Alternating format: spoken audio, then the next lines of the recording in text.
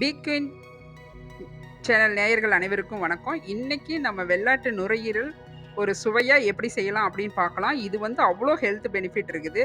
ரத்தம் இன்க்ரீஸ் ஆகறதுக்கும், சுவாச பிரச்சனை இல்லாம இருக்கிறதுக்கும் இது அவ்வளோ நல்லது. ஆட்டு நுரையீரல், மனுஷ நுரையீரலுக்கும் சரி, ரத்தத்துக்கும் சரி அவ்வளோ நல்லது. அதனால இத நம்ம எப்படி வீட்ல செய்யலாம் அப்படிங்கிறத, சுவையா செய்யலாம் அப்படிங்கிறத பார்க்கலாம். இப்போ அதுக்கு வந்து ஒரு ஃப்ரை பேன் எடுத்துக்கலாம். இதில நம்ம ட்ரை ரோஸ்ட் பண்ணி போட்டோம்னா நல்லாருக்கும்.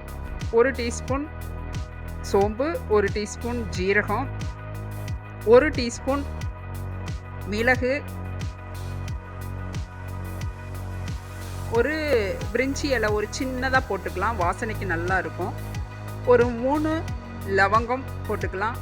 ஒரு சுருள் பட்டை ஒரு சின்னதா 1 போட்டுக்கலாம். ஒரு ஸ்டார் அனைஸ் 1 போட்டுக்கலாம்.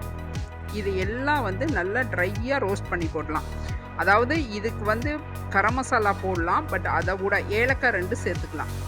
அத விட இந்த மாதிரி நீங்க ட்ரையா நல்லா வறுத்து, அத அரைச்சு அந்த பொடிய சேர்த்தீங்கன்னா, அவ்வளோ ஒரு ருசியா இருக்கும். அதாவது நுரையீரல் கிரேவியா செஞ்சீங்கனாலும் சரி, ட்ரை ரோஸ்ட்டா பண்ணீங்கனாலும், இந்த பொடி சீக்ரெட் பொடிய போட்டீங்கன்னா, அப்படி ஒரு டேஸ்ட்டா இருக்கும். இத வறுத்து அரைச்சு பவுடர் பண்ணிக்கலாம். அப்புறமா ஒரு இஞ்சி, பூண்டு கொஞ்சம் அதாவது நம்ம அதுக்கு தேவையான அளவு ஒரு கட்டி பூண்டு, ஒரு இஞ்சி அத பேஸ்ட் பண்ணி வச்சுக்கலாம். இப்ப வந்து நம்ம அத வந்து குக்கர்ல வேக வச்சோம்னா சீக்கிரம் வெந்துரும். ஏன்னா நுரையீரல் வேகறதுக்கு டைம் எடுக்கும். அடிக்கனமான பாத்திரத்தில வைக்கிறத விட குக்கர் வச்சுக்கலாம். அதில நான் நல்லெண்ணெய் விட்டுருக்கிறேன். நல்லெண்ணெய் வந்து நல்லா ஹீட் ஆனதுக்கப்புறம் ஒரு 1/2 டீஸ்பூன் சோம்பு, 1/2 டீஸ்பூன் ஜீரகம்.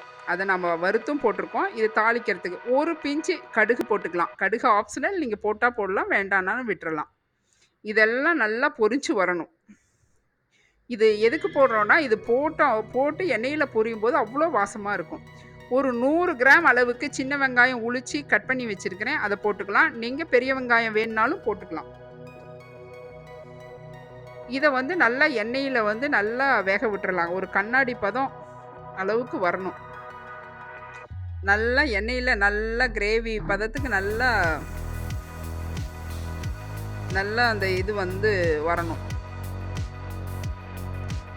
அதோட 2 பச்சை மிளகாய் போட்டுக்கலாம். இது எல்லாம் வந்து நல்லா இதாகி வரட்டும். அதோட இஞ்சி பூண்டு பேஸ்ட் போட்டுக்கலாம். போட்டு நல்லா வதக்கி விடலாம். இது வந்து எண்ணெயில இந்த வெங்காயம், இந்த பூண்டு, இந்த பச்சை மிளகாய் இது எல்லாம் நல்லா வதங்கி இது பண்ணணும்னா நல்லா டேஸ்ட் குடுக்கும். நம்ம கொஞ்சம் பச்சையா போடுறத விட கொஞ்சம் வதக்கிரணும் நல்லா.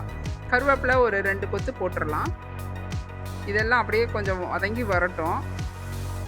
நுரையீரல் வந்து எப்படி நெறைய பேர் பொடி இந்த மாதிரிலாம் போட்டு அப்படியே போட்டு செய்வாங்க. ஆனா இப்படி செஞ்சு பாருங்க. சின்ன தக்காளியா 2 தக்காளி நான் கட் பண்ணி வச்சிருக்கிறேன். அத வந்து இதில போட்டு நல்லா வதக்கிக்கலாம். பாருங்க எல்லாம் நல்லா வெந்து குழஞ்சு வரட்டும். தக்காளி எல்லாம் ஓரளவு வேகறதுக்கு கொஞ்சமா உப்பு போட்டுக்கலாம். இந்த கிரேவி வேகிற அளவுக்கு மட்டும் போட்டுக்கலாம். உப்பு போட்டா சீக்கிரம் தக்காளி குழையும். இதெல்லாம் நல்லா வெந்து வரட்டும். இப்போ வந்து ஒரு 1/2 டீஸ்பூன் வந்து மஞ்சள் பொடி போட்டுக்கலாம். இந்த மஞ்சள் நம்ம ஹோமா அரைச்ச பொடிங்கிறதுனால போட்டிங்கன்னா கலர் கம்மியா தெரியும். இதே நீங்க வாங்கின பொடியா இருந்தா கொஞ்சம் போட்டிங்கனாலும் கலர் இன்க்ரீஸ் ஆகும். இப்போ நம்ம நுரையீரல் பாருங்க கட் பண்ணி கழுவி வச்சிருக்கிறோம். சுவரொட்டியோட இருக்குது பாருங்க. இதை எடுத்து இதில போட்டு நல்லா கிளறி குடுக்கணும். நுரையீரல் வந்து நம்ம கழுவும் போதே நல்லா உப்பி வந்துரும். வெந்ததுக்கு அப்புறம் தான் அது சுருங்கும். ஆனா பார்த்தா நெறைய பெரிய அளவுல இருக்கிற மாதிரி இருக்கும். வேகும்போது அது சுருங்கி வந்துரும். நல்லா நீட்டா கழுவி ரொம்பவும் கழுவக்கூடாது. ஓரளவு கழுவி அப்படியே போட்டு நல்லா இதெல்லாம் கிளறி குடுத்துறலாம். நான் சொல்ற இதே மெத்தட்ல நீங்க நுரையீரல் கிரேவி செஞ்சு பாருங்க. இது இட்லிக்கு அவ்வளோ டேஸ்ட்டா இருக்கும். நீங்க டிஃபன் ஐட்டத்துக்கு பாருங்க. சுவரொட்டி இது கட் பண்ணி போட்டிருக்காங்க.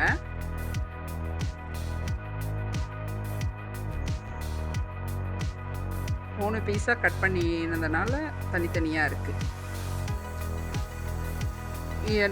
அப்படி ஒரு டிஃபன் ஐட்டம் எல்லாத்துக்குமே இந்த நுரையீரல் கிரேவி அவ்வளோ நல்லது. இது ஹீமோகுளோபின் கம்மியாக இருக்கிறவங்க சீக்கிரம் அடிக்கடி சேர்த்துக்கணும். இதுக்கு தேவையான அளவு உப்பு போட்டுக்கலாம். அதே மாதிரி சுவாச ப்ராப்ளம் இருந்தாலும் இது சரி பண்ணிடும். அடிக்கடி குழந்தைகளுக்கெல்லாம் இது விருப்பப்பட்ட பொருள் கொடுக்கலாம். 1 டீஸ்பூன் நான் கறி மசாலா போடுறேன். இது நான் ஹோம்மேடாக அரைச்சி வச்சுருக்கேன். 2 ஸ்பூன் போட்டுக்கிட்டேன் இதுக்கு தேவையான அளவு. நீங்கள் அது 1 டீஸ்பூன் மிளகாய்த்தூள். நீங்கள் அது இல்லைன்னா தனியாத்தூளும் மிளகாய்த்தூளும் போட்டுக்கலாம். அப்புறம் நாம் அரைச்சி இப்போ ட்ரை ரோஸ்ட் பண்ணி அரைச்சோம்ல அந்த பொடியும் இதில் கலந்துக்கலாம். இதெல்லாம் கிளறி கொடுத்துடலாம். இது ஏன் இப்போ போடுறோம் அப்படின்னா, இது வந்து நுரையீரலில் கொஞ்சம் அந்த காரம் பிடிக்கும். நம்ம போடுற அந்த இதெல்லாம் வந்து உள்ளுக்குள்ளே கொஞ்சம் இறங்கும். அதுக்காக வேண்டி இப்போ போட்டு நல்லா கிளறி கொடுத்துடலாம். நல்லா கொஞ்ச நேரம் இந்த மசாலில் அப்படியே நல்லா கொஞ்ச நேரம் வேக விட்டுறணும். அப்படியே பெரட்டி பெரட்டி கொடுத்து உள்ள அடி பிடிக்காம. அதுக்கப்புறம் கொஞ்சமாக இது வேகிற அளவுக்கு மட்டும் தண்ணி விட்டுறலாம். நல்லா ரொம்ப அதிகம் வேண்டாம். பாருங்கள், இந்த அளவுக்கு நுரையல் நம்ம கிரேவியாக தான் செய்ய போகிறோம். நாம் வந்து ட்ரையாக வேணும் அப்படின்னா நம்ம அதுக்கு தகுந்த மாதிரி தண்ணி கம்மியாக வச்சுக்கலாம். இல்லைன்னா கொஞ்சம் அப்படியே விட்டானா தண்ணி சுண்டி வந்துடும். இப்போ குக்கர் மூடி போட்டு விசில் விடலாம். இது வந்து நுரையீரல் வேகிறதுக்கு லேட் ஆகும். அதனால தான் நம்ம தனியாக பாத்திரத்தில் வைக்காத குக்கரில் வச்சுருக்கோம். ஒரு 4-5 விசில் விடணும். இப்போ நான் தேங்காய் வந்து ஒரு சின்ன மூடி 1/2 மூடி போட்டு நல்லா அரைச்சி பால், ஒரு முதல் நிலை பால் மட்டும் ஒரு கிரீமி ஸ்ட்ரெச்சரில் எடுத்துக்கலாம். ஏன்னா இப்போ தேங்காய் பால் விடாமையும் செய்யலாம்.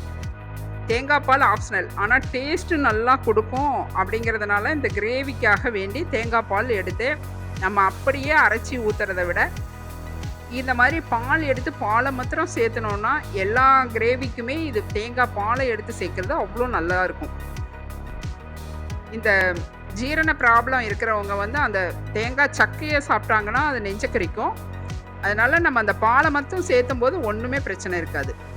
கொஞ்சமாக ஒரு குத்து சின்ன வெங்காயத்தை சும்மா தட்டி அந்த குழம்புல சேர்த்துக்கிட்டோன்னா நல்லாயிருக்கும். அது டேஸ்ட் கொஞ்சம் டிஃப்ரெண்ட்டாக நல்லா இருக்கும். இது ஆப்ஷனல், நீங்கள் வேணுன்னா போட்டுக்கலாம், வேண்டான்னா ஸ்கிப் பண்ணிடுங்க. நான் சும்மா 1-2 தட்டி எடுத்து வச்சுக்கிட்டேன் அந்த கிரேவியில் போடுறதுக்காக. இது பச்சையாக போடும்போது இறக்கும்போது இது போடுறதுனால இது ஒரு மாதிரி அரைவேக்காடாக வெந்திருக்கும். டேஸ்ட் நல்லாயிருக்கும். சுவை ஒரு மாதிரி பாருங்கள், எண்ணெயெல்லாம் பிரிஞ்சு நல்லா நுரையீரல் வந்து வெந்துருச்சு பாருங்கள். சூப்பராக எண்ணெய் எல்லாம் மேலே முதங்கி வருது பாருங்கள். பார்க்குறதுக்கே கிரேவி நல்லா சூப்பராக இருக்குது பாருங்கள். பார்க்கும்போதே சாப்பிடணும் போல் இருக்குது. சூப்பரான கிரேவி ரெடி ஆயிடுச்சு. நீங்கள் தேங்காய் பால் வேண்டான்னா நீங்கள் இது இப்படியே கூட வச்சுக்கலாம். இதில் இன்னும் ட்ரை ரோஸ்ட்டாக வேணும்னா இன்னும் கொஞ்சம் நேரம் அடுப்பில் சிம்மில் வச்சோன்னா இந்த குழம்பு சுண்டி வந்துடும். அப்போ ட்ரை ஆகிடும். இப்போ அந்த தட்டி வச்ச வெங்காயத்தை அதில் போட்டுக்கலாம். இது வந்து கொஞ்சமாக வெந்து வரும்போது அந்த நுரையீரலோடு சாப்பிட்றதுக்கு நல்லாயிருக்கும்.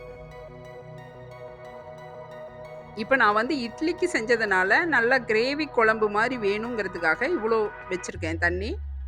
நீங்கள் வேண்டான்னா கம்மியாக அளவு வச்சுக்கோங்க. இப்போ வந்து தேங்காய் பாலை அதில் கலந்துடலாம். சின்ன மூடி தேங்காய் அரைச்சா போதும். பால் பாருங்கள், இதெல்லாம் கிளறி கொடுத்துடலாம். நல்லா நுரையீரல் வெந்து எப்படியா இருந்தாலும் ஒரு 5-6 விசில் விடணும். அப்போ தான் நுரையீரல் நல்லா வெந்து வரும். நாம் ஹோம்மேடாக இப்போ ட்ரை ரோஸ்ட் பண்ணி அரைச்சோம்ல அந்த பொடி நீங்கள் இதில் சேர்த்து செஞ்சு பாருங்கள். அப்படி ஒரு டேஸ்ட்டாக இருக்கும். நீங்கள் செஞ்சு பார்த்துட்டு எப்படி இருந்ததுன்னே சொல்லுங்கள். பாருங்கள், நல்லா கரெக்டான ஒரு இட்லிக்கு தொட்டு சாப்பிட கரெக்டான ஒரு ஸ்ட்ரெச்சரில் வந்துருச்சு. இப்போ மல்லித்தலையை தூவி நாம் இறக்கிக்கலாம். நம்ம இது ரைஸோடவும் சாப்பிட்லாம். ஆனால் வந்து மட்டனாக சாப்பிட்ணும் அப்படின்னு நினைக்கிறவங்க இது பார்த்தீங்கன்னா வெறும் நுரையீரல் கடிப்படுறதுக்கு கொஞ்சம் இதாக இருக்கும், ஈஸியாக இருக்கும். ஆனால் மட்டனும் சாதத்தோடு சாப்பிடவும் சூப்பராக தான் இருக்கும்.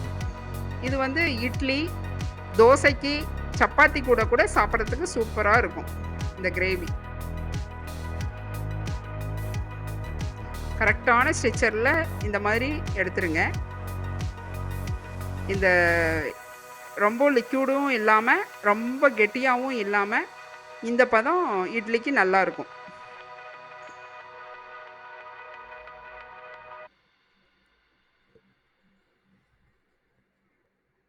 பாருங்கள், பார்க்க கலர்ஃபுல்லாக இருக்குது, சாப்பிடணும் போல் இருக்குது பாருங்கள்.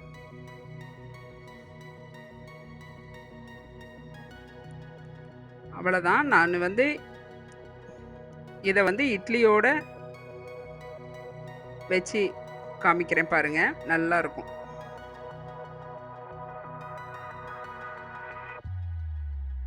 அழகாக நாம் ஒரு பவுலில் மாற்றிக்கிட்டோம்.